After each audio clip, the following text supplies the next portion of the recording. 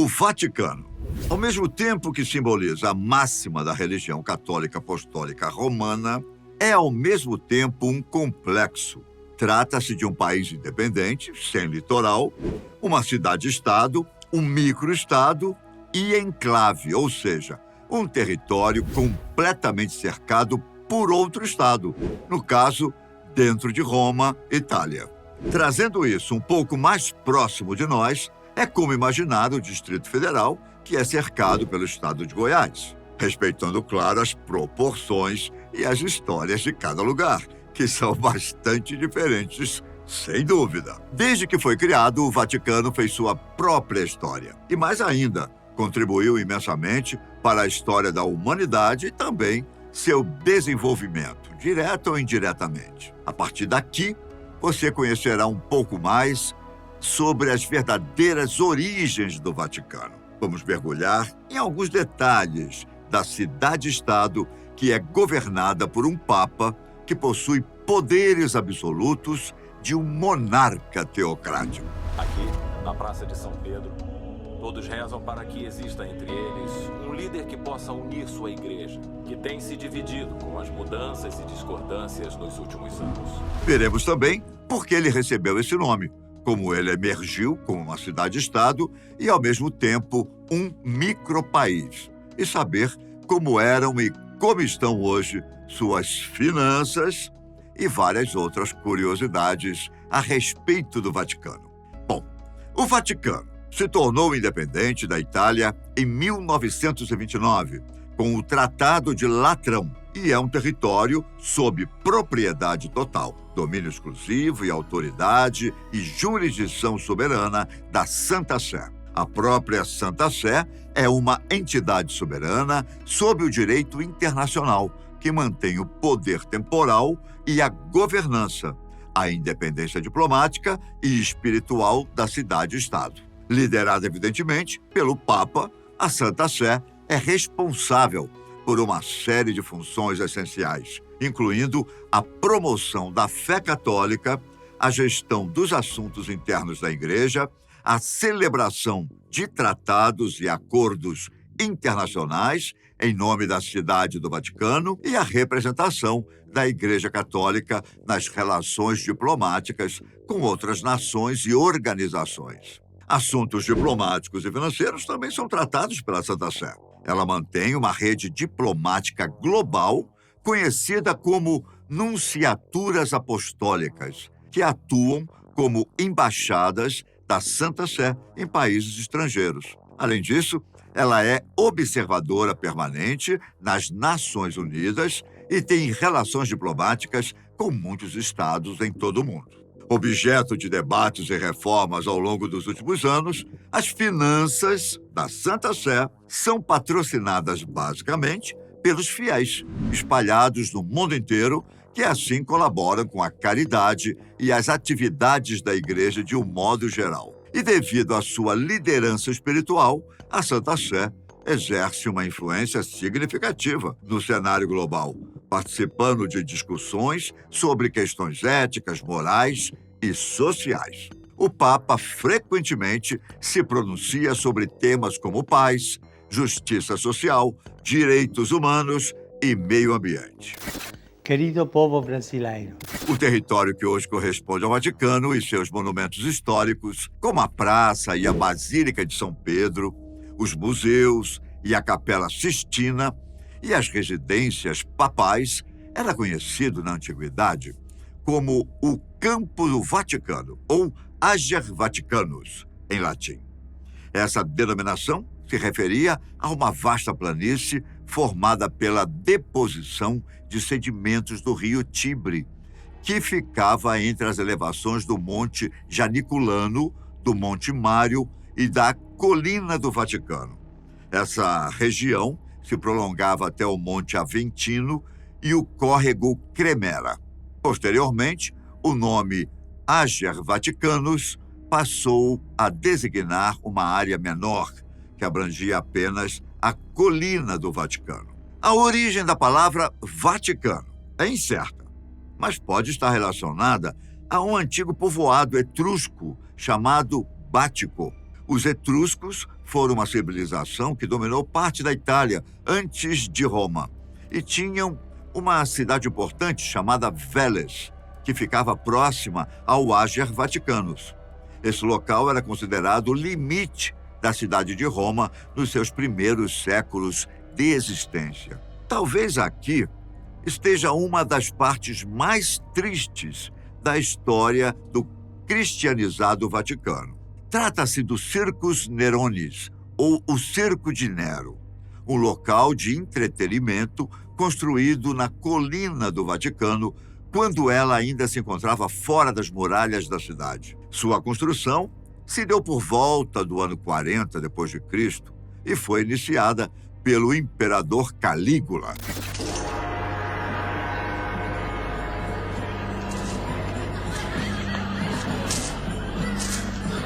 Que estabeleceu a fundação dentro dos limites de uma vila onde vivia sua mãe, Agripina. Depois que ela faleceu, a propriedade passou para o seu neto, Nero, que a converteu em seu parque de diversões. A maioria dos espetáculos apresentados no circo durante o reinado de Nero, como corridas de cavalo e quadrigas, eram eventos privados.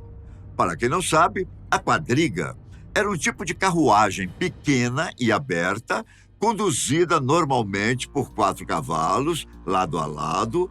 No entanto, ocasionalmente, a arena era aberta ao público.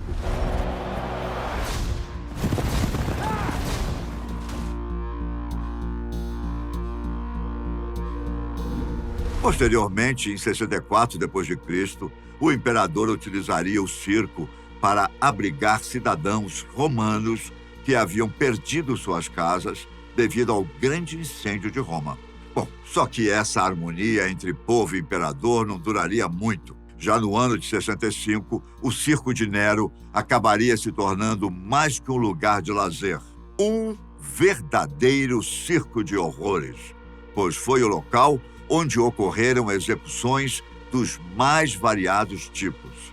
Esse foi o lugar onde o apóstolo Pedro foi crucificado de cabeça para baixo e o apóstolo Paulo foi decapitado em público por Nero. Completamente imoral e sem limites, Nero costumava se deleitar com a humilhação, tortura e morte de cristãos em seu circo macabro, localizado na colina vaticana. Quando anoitecia, o circo de Nero apresentava espetáculos ainda mais macabros. Em diversas ocasiões, a área era iluminada por bizarras tochas feitas de... feitas de gente. Os cristãos eram amarrados em postes e consumidos lentamente pelo fogo. Nero acabou enfrentando uma série de revoltas e conspirações durante seus últimos anos no poder, o que eventualmente levou à sua queda e morte. O Circo de Nero acabou sendo abandonado por volta do 2º século da Era Comum, quando a área foi dividida e concedida a particulares para a construção de tumbas em uma necrópole que foi estabelecida no local. Parte das estruturas do circo foi utilizada na construção da antiga Basílica de São Pedro, durante o reinado de Constantino o Grande. Sabe como o obelisco existente até hoje no Vaticano foi parar no centro da Praça de São Pedro? O monumento de granito vermelho, com uma altura de 25,5 metros, incluindo a cruz no topo, foi originalmente transportado por Calígula a partir da cidade egípcia de Heliópolis, no ano 37. Inicialmente, ele estava destinado ao circo que estava sendo construído na propriedade de sua mãe. Depois que a propriedade passou para as mãos de Nero, o obelisco permaneceu no local por mais de 1.500 anos. Somente em 1586, ele foi realocado para a Praça de São Pedro, a mando do Papa Sisto V. Curiosamente, este é o único dos 13 obeliscos egípcios em Roma que nunca caiu. O interior do obelisco de São Pedro, como passou a ser conhecido, não continha espaços vazios. Originalmente, ele era de fato um monolito, um único bloco de granito vermelho maciço que foi esculpido e ricamente decorado com hieróglifos egípcios e inscrições romanas que comemoram as conquistas do imperador Augusto. Essas inscrições estão entalhadas na superfície do granito vermelho. Segundo relatam alguns historiadores, antes de ele ser transportado para Roma, ainda em Heliópolis, o monolito teve seu interior raspado até se tornar oco, a fim de facilitar seu transporte. Mas não há nenhum tipo de acesso a esse interior, nenhuma janela ou porta. São Pedro, citado pela Bíblia como um dos 12 apóstolos de Jesus, teria chegado a Roma e começado a pregar o cristianismo na cidade. Não há uma data precisa de sua chegada, mas estima-se que tenha sido por volta do ano 64. Contudo, durante o reinado de Nero, os cristãos não só eram bastante perseguidos, como também presos e torturados. E unicamente por isso, São Pedro acabou sendo preso. O apóstolo foi condenado à crucificação, que era uma forma comum de execução na época. No entanto, ele pediu para ser crucificado de cabeça para baixo, pois se considerava indigno de morrer da mesma maneira que Jesus Cristo. A crucificação de cabeça para baixo é, portanto, um símbolo associado a São Pedro. Segundo a crença cristã, Pedro teria sido sepultado nos arredores de onde foi crucificado, e sua tumba está situada em uma gruta sobre o altar papal da Basílica de São Pedro. A priori, seria de se pensar que a água que corria no Vaticano seria sagrada, não é? Bom, longe disso, viu? Muitas vezes era uma água de qualidade ruim e chegava a causar doenças, especialmente quando bebida do rio Tibre. Mas não podemos generalizar. A qualidade da água na Roma Antiga era variável, dependendo da fonte, do local e da classe social.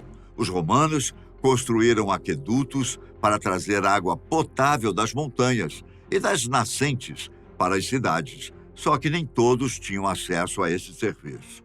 Os mais ricos podiam ter água encanada em suas casas, enquanto os mais pobres tinham que buscar água nos chafarizes públicos ou nos rios e poços.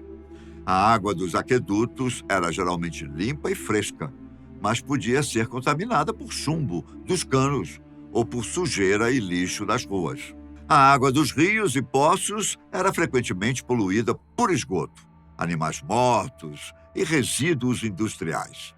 Os romanos tinham alguns métodos para tratar a água, como decantação, filtração, fervura e adição de vinagre ou ervas. Eles também tinham conhecimento sobre as propriedades medicinais de algumas fontes de água, como as águas termais ou minerais. Os romanos usavam a água não só para beber, mas também para banhar-se, lavar-se, cozinhar, regar plantas e alimentar fontes e chafarizes. Os banhos públicos eram muito populares, digamos assim, entre os romanos, de todas as classes sociais, mas também eram locais de propagação de doenças e parasitas. Os romanos também construíram um sistema de esgoto para coletar e descartar os resíduos líquidos e sólidos da cidade. O principal esgoto era a cloaca máxima, que desaguava no rio Tibre. O sistema de esgoto era uma obra de engenharia impressionante, mas não era suficiente para evitar os problemas de saúde pública causados pela falta de higiene e saneamento adequados. Há relatos de que, pós-Nero, houve o que se conhece na história como o Ano dos 4 Imperadores, em que Roma foi governada por 4 imperadores em um curtíssimo período de tempo. Um deles, chamado Vitellius, teria migrado da Alemanha para Roma e, ao chegar, ficou acampado com seus soldados à beira do Tibre. Segundo o historiador Cornélio Tácito, que viveu entre os anos de 56 e 117 d.C., relatou que os soldados sedentos de Vitélios beberam água do rio, resultando em um grande número de mortes, presumivelmente devido à desinteria. Vino Vaticanum, ou vinho do Vaticano, traduzido do latim para o português. Será que era um bom vinho? Eu duvido muito, hein? Já que a água não tinha lá essa qualidade. Porém, sempre foi muito consumido dentro dos limites da Igreja Católica. Na verdade, desde os tempos dos evangelhos, nos quais Jesus e seus discípulos beberam vinho na última ceia, essa bebida se tornou um símbolo do cristianismo e parte do sacramento da Eucaristia. No entanto, é interessante notar que o Vaticano já ofereceu um vinho considerado horrível. O Papa Francisco, de origem argentina, prefere o mate como sua bebida habitual, embora também aprecie um bom vinho para acompanhar um bife mal passado. Olha só. Ao longo de sua história, a Igreja Católica já elegeu 273 papas, sendo que 80% deles foram italianos, 15% franceses e 5% espanhóis. Talvez as nacionalidades daqueles papas podem ter influenciado na preferência pela bebida, uma vez que são regiões produtoras de uva para vinhos. No entanto, a uva romana daquele primeiro século não parecia ser adequada para o vinho, além do fator água ruim, que conta muito no resultado da produção. A fachada da Basílica de São Pedro é uma das mais famosas e reconhecíveis do mundo de hoje. Contudo, nem sempre ela foi assim, viu?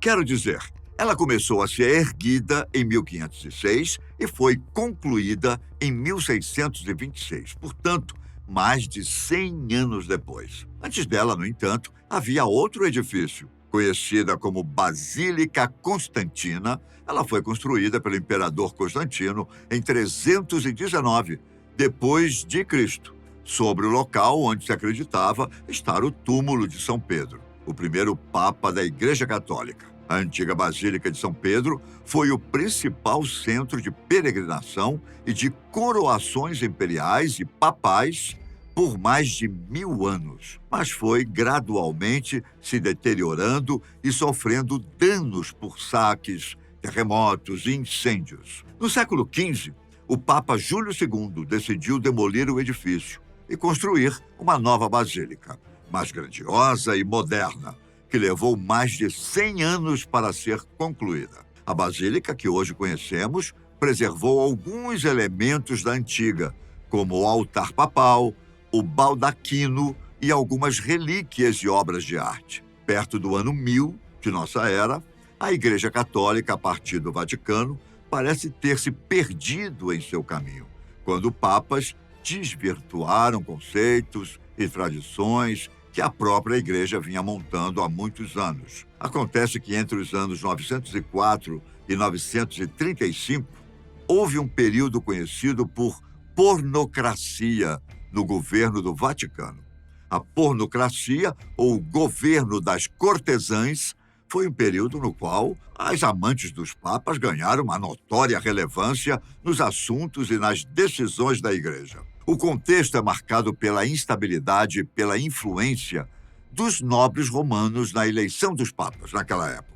O Papa Sérgio III, que governou o Vaticano entre 904 e 911, por exemplo, foi o responsável por, primeiro, restaurar o poder papal após um período de anarquia e violência, mas também foi acusado de ter tido um caso com uma cortesã de nome Teodora, além de ser referido como o pai daquele que se tornaria o Papa João XI. Essa intimidade com o Papa rendeu certo poder à família Teofilacto, da qual Teodora e seu marido Teofilacto I eram os patronos, que passou a dominar os cenários políticos e religiosos de Roma por quase todo o século X, colocando seus parentes e aliados no trono de São Pedro.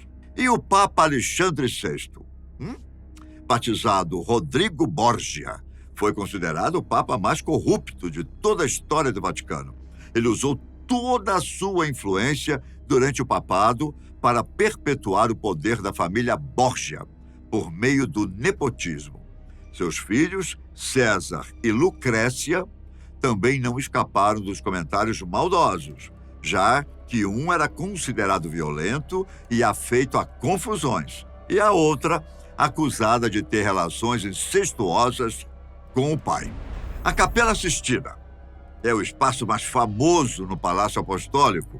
Recebeu esse nome em homenagem ao Papa Sisto IV, que ordenou sua restauração entre 1477 e 1480.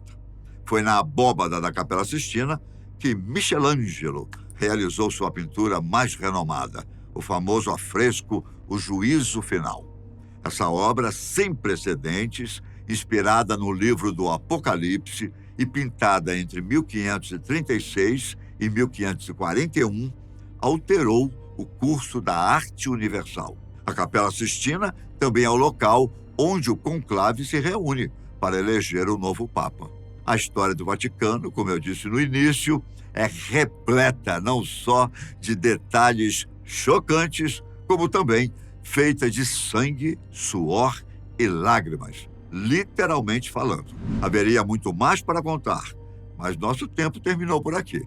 Em breve, veremos mais sobre essas histórias incríveis da Roma Antiga, bem como da Igreja Católica. Obrigado por assistir, um forte abraço e até a próxima. Tchau!